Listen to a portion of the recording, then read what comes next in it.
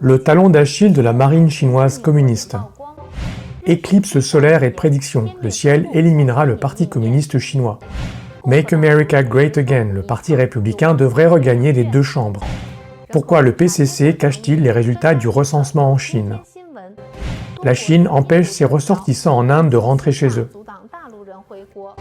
La diplomatie du loup combattant de Xi Jinping, une grave erreur de calcul. Bonjour et bienvenue sur Vision Times. Récemment, les tensions dans le détroit de Taïwan se sont encore aggravées, et l'on s'inquiète de la possibilité d'une attaque des communistes chinois sur Taïwan et d'une guerre avec les États-Unis. Pourtant, selon un expert américain, la marine chinoise communiste a son talon d'Achille. En effet, Nikkei Asia cite Tom Shugart, un ancien officier de la marine américaine et chercheur au sein du groupe de réflexion Center for a New American Security. Selon lui, il y a beaucoup de zones peu profondes autour des bases chinoises, et leurs sous-marins doivent systématiquement emprunter ce chemin pour aller en eau profonde. Ainsi, les sous-marins chinois prêtent le flanc aux tirs de snipers dès qu'ils quittent le port. A contrario, les sous-marins japonais et taïwanais jouissent d'un accès direct aux eaux profondes. Sur l'application Google Maps, la côte chinoise est bordée de bleu clair, donc d'eau peu profonde, alors que les côtes est de Taïwan et du Japon sont plus foncées. Toujours selon M. Shugart, si la marine chinoise veut rejoindre les profondeurs, elle doit passer par différents points d'étranglement et de détroit, ce qui l'oblige à se confronter aux sous-marins américains et à leurs alliés. Si les États-Unis devaient s'impliquer dans un conflit ou si un conflit devait éclater, il serait plus facile de surveiller et d'intercepter les forces communistes. Et nos alliés, dit-il, tels que les flottes des sous-marins du Japon et de l'Australie, pourraient jouer un très grand rôle dans la défense des points d'étranglement. En outre, Jeffrey Hornung, un politologue du Rand Corps, un groupe de réflexion américain, affirme que le contrôle de ces points d'étranglement maritimes pourrait être grandement mis à contribution par le Japon en cas de conflit avec le Parti communiste chinois. Si vous regardez les îles du Sud-Ouest, il y a tellement de points d'étranglement que grâce à ses sous-marins et aux capacités défensives de sa force maritime d'autodéfense, le Japon serait en mesure de tout bloquer. C'est ce qu'a déclaré M. Hornung. Tant qu'elle ne pourra pas traverser la première chaîne d'îles, la marine chinoise devra rester dans les eaux peu profondes de la mer de Chine orientale et du détroit de Taïwan. Ainsi, les États-Unis et le Japon pourront s'y préparer et dominer la bataille. Le 4 mai dernier, les médias chinois hors de Chine ont publié un article intitulé « Prophétie céleste de l'éclipse solaire et du cycle de Saros », qui traitait de la naissance et de la dissolution du Parti communiste chinois du point de vue de la prophétie céleste de l'éclipse solaire. Selon l'article, l'éclipse solaire de décembre 2019 était à son niveau le plus intense à hauteur de Hong Kong. C'est à Hong Kong que le Parti communiste chinois a imposé sa loi dite de sécurité nationale en juin 2020, abrogeant l'ancien traité et suscitant des sanctions de la communauté internationale. Le plus fort de l'éclipse solaire du 26 décembre 2019, qui était lui aussi à 102 degrés est, passait par Wuhan et annonçait une grande catastrophe. Fait intéressant, en décembre 2019, la pandémie mondiale éclatait à Wuhan.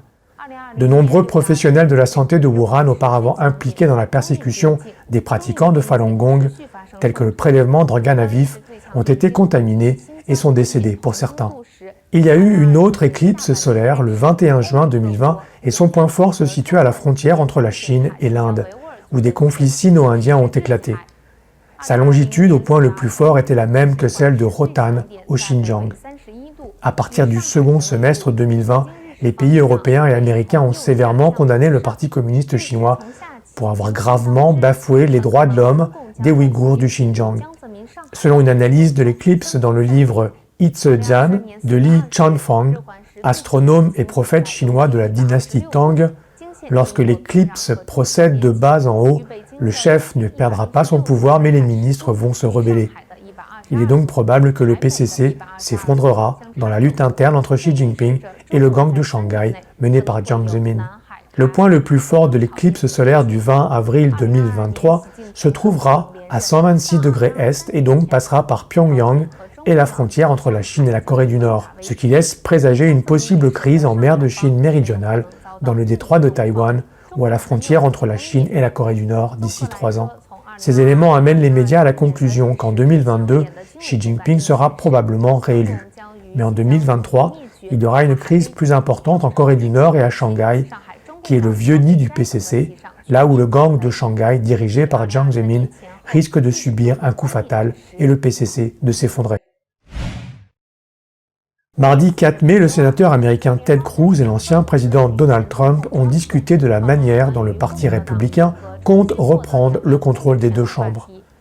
Dans une interview accordée à Fox News en avril, Trump a déclaré que les républicains, s'ils veulent gagner le Congrès, doivent soutenir le programme Make America Great Again.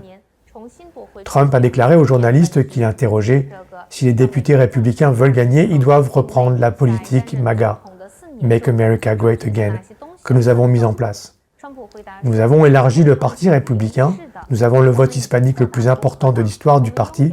Si vous voulez gagner gros, c'est ce qu'il faut faire. » Tant Cruz, candidat potentiel à la présidence du Parti républicain, que Josh Hawley, sénateur, ont déclaré qu'ils n'accepteront plus les contributions des grandes entreprises à leur campagne, car elles font passer les Américains en dernier, et qu'il est temps pour l'Amérique de leur tenir tête. Le 7e recensement s'est achevé en décembre de l'année dernière en Chine, mais la publication des résultats a été reportée plusieurs fois. Les discussions sur Internet ont été strictement contrôlées ou supprimées.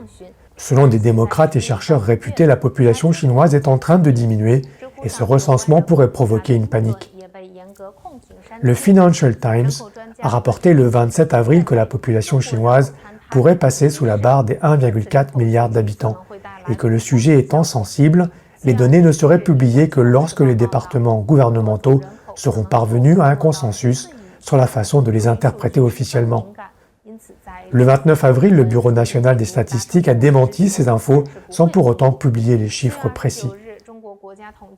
Selon l'annuaire statistique de la Chine 2016, le taux de fécondité en Chine n'était que de 1,05 en 2015. Zhen Zeping, un économiste, a prédit qu'avec un taux de fécondité de 1, la population totale serait de 1,21 milliard et de 520 millions d'habitants en 2050 et 2100 respectivement. En 2100, la part de la Chine dans la population mondiale passera de 19% actuellement à 7%.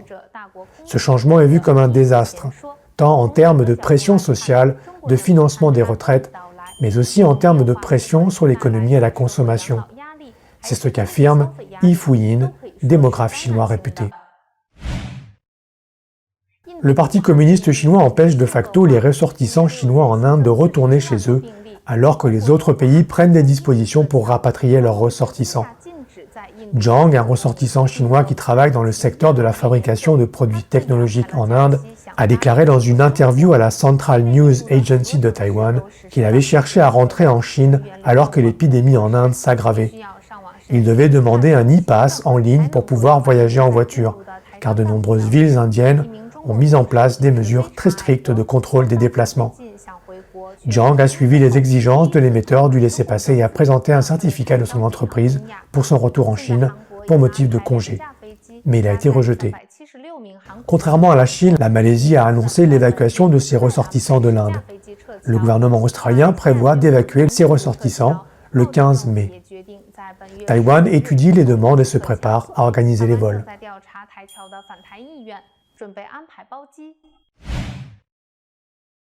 Selon la Deutsche Welle, les médias chinois estiment que l'accord d'investissement entre l'Union européenne et la Chine va être reporté indéfiniment. Selon les principaux députés européens, les travaux ne reprendront qu'après l'apaisement des relations avec les dirigeants communistes, notamment en raison des sanctions imposées par Pékin à certains députés européens. L'article rappelle que l'Union européenne a annoncé des sanctions à l'encontre de 4 fonctionnaires du Xinjiang en mars dernier, et que Pékin a riposté avec des mesures similaires à l'encontre d'hommes politiques et d'universitaires européens. Mais pour le public, Pékin est allé trop loin dans ses sanctions qui se voulaient symboliques. Pour Reinhard Bütikofer, un homme politique du Parti vert allemand visé par ces sanctions, cette décision des dirigeants chinois est une grave erreur de calcul et un embarras personnel pour Xi Jinping, qui a fait de l'accord sur l'Europe et les investissements une priorité absolue en décembre dernier. Il a déclaré que malgré le soutien appuyé de la chancelière allemande Angela Merkel et du président français Emmanuel Macron, Xi n'avait pas réussi à atteindre son objectif. Selon l'article, cette idée d'un accord est importante car il vise à garantir que chacun des deux camps puisse accéder sereinement au marché de l'autre. Mais les critiques se sont rapidement multipliées car Pékin est accusé de n'avoir ouvert qu'une petite partie de son propre marché, tandis que les entreprises chinoises subventionnées par l'État continuaient à circuler librement dans l'Union européenne. En outre, ce projet a été critiqué en raison de la situation à Hong Kong et des accusations concernant les droits de l'homme. Les administrations américaines précédentes et actuelles ont toutes deux exprimé leur opposition à cet accord.